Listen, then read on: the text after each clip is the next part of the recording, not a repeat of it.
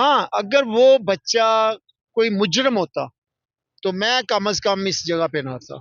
मैं दूसरों की बात नहीं करता। अगर वो मुजरिम होता, वो मंशियात फरोश होता, वो किसी बच्ची के साथ ज्यादती करते हुए पकड़ा जाता, अगर वो किसी बच्चे के साथ ज्यादती करते हुए पकड़ा जाता, अगर वो आइन और कानून की खिलाफ वर्जी करता, अगर वो पाकिस्तान के खिलाफ बात करता, अगर वो इस मुल्क का सरबराह या मुल्क के सरबराह के खिलाफ बात करता, अगर वो अफवाज पाकिस्तान के खिलाफ बात करता, अगर वो कोई भी ऐसी चीज़ जिसके अंदर वो जराइम आते हैं उन चीज़ों का वो हिस्सेदार बनता और वो मौत के मुंह में आ जाता, तो मैं कम अज़ कम इस जगह पे ना आता। मैं आता और अफसोस करके चला जाता। लेकिन आज मैं ये बात आपको बताना चाहता हूँ कि एक बेकसूर इंसान जिसकी ज़िंदगी में रत्ती भर भी कोई गुनाह नहीं है, ज़रा भी वो जुर्म का आदी नहीं है, उसने 1% नहीं 0 -% उसने कोई जुर्म नहीं किया।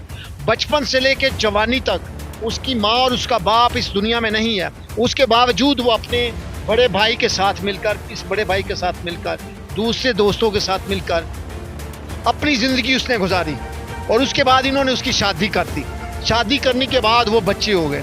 बच्चे होने के बाद अपने घर में एक खुशहाल ज़िंदगी गुजारा था। लेकिन कुछ ऐसे कम ज़र्फ, खबीस, कमीने और जलील जहन के मालिक, जिन्होंने पुलिस के नाम को बदनाम किया, जिन्होंने पाकिस्तान में रहने वाले उस तमाम बड़ी कौम के नाम को बदनाम किया, जिनकी वजह से आज पाकिस्तान पूरी दुनिया में अजीब किस्म की निगाह से देखा जा रहा है कि एक मसीही नौजवान को पाकिस्तान की पुलिस ने उल्टा लटका कर मार दिया है। ये मेरे लिए और आपके लिए ये बाइसे शर्म बात है। कोई भी शख्स हो, बाहर के ममालिक में जाओ, एक कुत्ता होता है या बिल्ली का बच्चा होता है ना, उसके लिए भी वो अपनी जान पे खेल के उसको बचाते हैं। तो इन लोगों को शर्म नहीं आई? इन बेगैरत इंसानों को जरा भी शर्म नहीं आई कि एक इंसान का कत्ल किया। सर चौंकी इंचार्ज का कारे खास सानू पता लग्या कि चौंकी इंचार्ज का कारे खास है, उन्ने ही सर मेरे तो 2 लाख रुपये की डिमांड की थी। सर इन्हें पैसे तो ना मैं नाल लैके गया था, मैं अपने मुख्तलिफ दोस्तों को कॉल की, मैं अपने भाई की मिसेज में किया, ਉਹਨੇ ਅੱਗੇ ਪਿੱਛੇ ਰਿਸ਼ਤੇਦਾਰਾਂ ਤੇ ਫੋਨ ਕੀਤੇ, ਜਿੱਥੇ ਜਿੱਥੇ ਯਾਨੀ ਕਿ ਸਾਡੇ ਹੈ ਸੀ ਤਲਕ, ਅਸੀਂ ਉੱਥੋਂ ਸਰ ਪੈਸਿਆਂ ਦਾ ਅਰੇਂਜ ਕਰਨਾ ਸ਼ੁਰੂ ਕੀਤਾ। ਅਸੀਂ ਪੈਸਿਆਂ ਦਾ ਅਰੇਂਜ ਕਰ ਲਿਆ ਤੇ ਬਾਅਦ ਵਿੱਚ ਸਾਨੂੰ ਪਤਾ ਚੱਲਿਆ ਕਿ ਜੀ ਉਹ ਜੀ ਤੁਹਾਡੇ ਬੰਦੇ ਨੇ ਖੁਦਕੁਸ਼ੀ ਕਰ ਲਈ। ਸਰ ਇਹ ਕਿਸ ਤਰ੍ਹਾਂ ਹੋ ਸਕਦਾ? ਥਾਣੇ ਦੇ ਅੰਦਰ ਵੀ ਕਦੀ ਖੁਦਕੁਸ਼ੀਆਂ ਹੁੰਦੀਆਂ ਨੇ। क्या काम करते थे? ਸਰ ਮਾਲੀ ਲਾਹੌਰ ਯੂਨੀਵਰਸਿਟੀ ਦੇ ਅੰਦਰ ਮੈਂ ਖੁਦ ਵੀ, ਅਸੀਂ ਦੋਨੋਂ ਇਕੱਠੇ ਇੱਕ ਜਗ੍ਹਾ ਤੇ ਜੀ।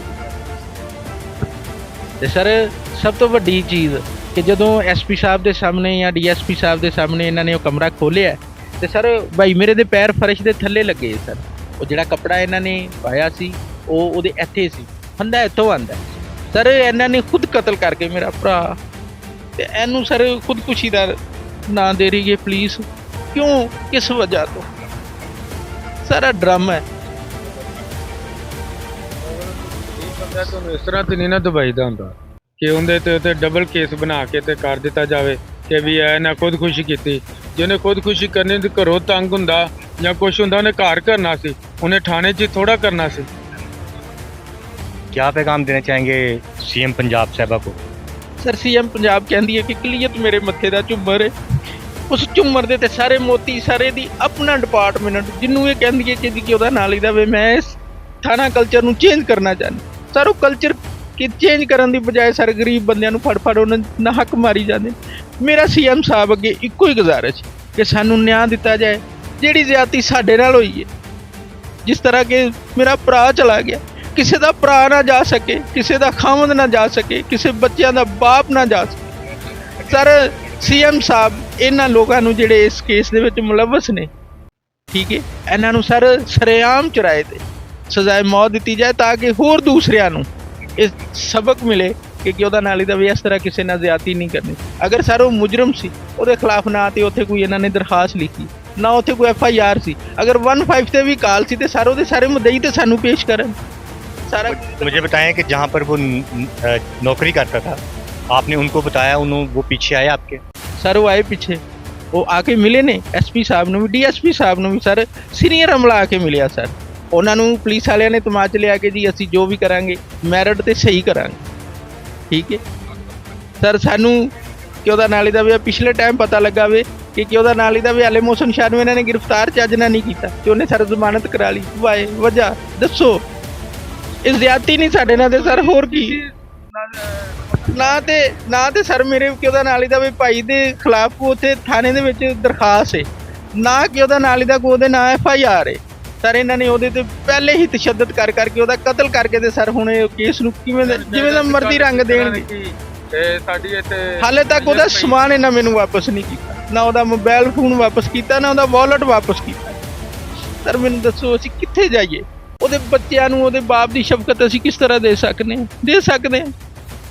ਮੇਰੀ CM ਅੱਗੇ ਗੁਜ਼ਾਰਿਸ਼ ਹੈ ਕਿ ਸਰ ਇਹਨਾਂ ਮੁਜਰਮਾਂ ਨੂੰ ਜਲਦੀ ਤੋਂ ਜਲਦੀ ਸਜ਼ਾ ਦਿੱਤੀ ਜਾਏ, जल्दी तो जल्दी है ना सजा दी जाए। क्या लगते हैं सर? भतीजा हूँ उसको। कभी लड़ाई हुई उस मोहल्ले में उनकी? सर जी हमसे ना पूछे, आप हमारे मोहल्ले वालों से पूछे कि हमने किसके साथ लड़ाई की। हमारे गांव से जाके, हमारा इधर है ना बस्ती इधर है, आप गांव के परली तरफ चले जाए, जाके पूछें हमारी फैमिली का रिकॉर्ड सभी आप लोगों को कान पे हल्फ लेके ये बताएंगे कि ये फैमिली कैसी है। कब से यहाँ पर रहे सर असी 47 तो पहले दे थे आबाद। कितने बच्चे थे उनके? सर 4 बच्चे, 2 बेटे 2 बेटियां। कितने बड़े हैं सर? बेटियां छोटियां हूँ भी पूछ रही हैं कि बड़े पापा हमारे पापा कब आएंगे। मैं उन्हें कह रहा हूँ 2 दिन के बाद आएंगे। 2 दिन के बाद कहाँ से आएंगे उनके पापा? ये जालिमों ने सर हमारा भाई छीन लिया, हमारे बच्चों से उनका बाप छीन लिया। जी मैंने अपनी आंखों से देखा, मारपीट देखी, लेकिन लटका नहीं देखा। बताओ मेरा जेठ उधर मौजूद था। मैं थोड़ी देर के लिए पैसे इकट्ठे करने घर आई थी, कुछ पैसे चंद पैसों के लिए 2 लाख की डिमांड के लिए हमने वो इकट्ठे कर भी लिए थे, लेकिन उसके बावजूद इन्होंने मार दिया।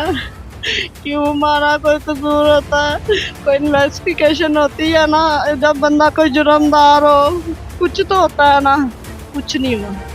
सीधा उसको मारा है, पीटा है, उसकी चीखे पुकारे हम भाई सुनते रहे, हमें आने भी नहीं दिया अंदर। थोड़ी देर मुलाकात करने दिए तब वो ठीक था, सिर्फ थोड़े बहुत जख्मी थे, टांग जख्मी थी, आंख जख्मी थी, होंठ फटा हुआ था उसका। मैं उसकी बुरी हालत देख के, लेकिन इतनी बुरी हालत तब नहीं थी कि वो मर जाए या फांसी ले ले।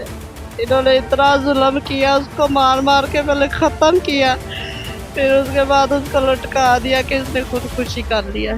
और खुदकुशी करने के बाद ये अंदर से बाहर भागे हैं, खिड़की तोड़ के अंदर से बाहर भागे हैं। और पुलिस वाले के सामने, बड़े अफसर के सामने, वो जो जिन्होंने मारा है उन्होंने सबने भगा दिया, उनके सामने भागे हैं, उनके सामने भागे हैं।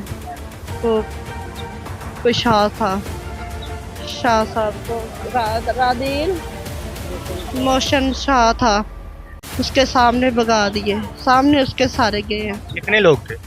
तकरीबन 5-6 लोग थे ऑन ड्यूटी। उसके बाद एक सिविल वर्दी में जो शाह था वो आया था, उसके आने के बाद ज़्यादा तशद्दुद शुरू हुआ, ज़्यादा मारपीट शुरू हुई है। और उसने एक बात नहीं मानी और मेरे जेठ से 2 लाख की डिमांड रखी कि आपके भाई पर जो भी इल्ज़ाम है ना वो हम रफा दफा कर देंगे, छोटा सा केस बनाएंगे। क्या इल्ज़ाम था? ये इल्ज़ाम था कि इसके पास पिस्टल बरामद हुआ है और पता नहीं कोई बच्ची थी या लड़की थी, क्या थी वो, कोई उसका मदई नहीं था सामने हमारे, उसका कोई कुछ भी नहीं था उधर। हम जब मैं गई हूँ, मेरा बेटा गया है, तब कोई बंदा उसका नहीं था। अगर कुछ होता तो मुझे दिखाते, आगे से मुझे कहते चल बीबी बाहर चल, तेनू नहीं पता बंदियां ने हरकतां दा, तेरा बंदा तो दहशतगर्द सीगा। ऐ ते एक अंधा तो सीधा इनकाउंटर है। किस चीज़ का इनकाउंटर है? कोई तहकीकात की इन्होंने, कोई इन्वेस्टिगेशन की है, मैनू दसन कि असीं ऐ कीता है ते इहदे कोल ऐ बरामद होया वे, सानू अपने कोलों ही सारा कुछ विखा के असीं किस तरह यकीन कर लईए। ਦੱਸੋ ਅਸੀਂ ਇਹ ਵੀ ਮੰਨ ਕੇ ਮੈਂ ਕਿਹਾ ਚਲੋ ਤੁਸੀਂ ਹੁਣ ਪਾ ਦਿੱਤਾ ਨਾ, ਕਿਉਂਕਿ ਹਰ ਇਨਸਾਨ ਜਾਣਦਾ ਵੇ ਕਿ ਪੁਲਿਸ ਵਾਲੇ ਨੂੰ ਜਿੰਨੀ ਦੇਰ ਰਿਸ਼ਵਤ ਨਾ ਦੇਵੋ, ਜਿੰਨੀ ਦੇਰ ਪੈਸਾ ਨਾ ਦੇਵੋ, ਤੁਸੀਂ ਆਪਦਾ ਬੰਦਾ ਨਹੀਂ ਛੁਡਾ ਸਕਦੇ। ਸਾਰੀ ਦੁਨੀਆ ਜਾਣਦੀ ਹੈ, ਮੀਡੀਆ ਪੂਰੀ ਜਾਣਦੀ ਹੈ ਇਸ ਗੱਲ ਨੂੰ। ਉਹ ਕੁਝ ਵੀ ਪਾ ਸਕਦੇ ਨੇ ਇਨਸਾਨ ਤੇ, ਔਰ ਇਨਸਾਨ ਨੂੰ ਮਨਾਉਣ ਵਾਸਤੇ ਉਹ ਕੁਝ ਵੀ ਕਰ ਸਕਦੇ ਨੇ, ਕਿਸੇ ਹੱਦ ਤੱਕ ਵੀ ਗਿਰ ਸਕਦੇ ਨੇ। ਮੇਰੀ ਦਰਖਾਸਤ ਹੈ ਕਿ ਸਾਨੂੰ ਇਨਸਾਫ ਦੇਵੋ, ਸਾਨੂੰ ਇਨਸਾਫ ਲੈ ਕੇ ਦੇਵੋ। साड़ी बहुत मेहरबानी है, मरियम नवाज साहबा सानू इंसाफ देगा वे। लेकिन मारा पुलिस वालों ने, चौकी के अंदर मारा है, उसको बंद करके मारा है और हमारे सामने भी मारते रहे। जब उसका कत्ल किया गया तब उसका कमरा बंद था अंदर से, और अंदर लोग थे, और जब वो मर गया उसको लटका के बाहर भाग गए।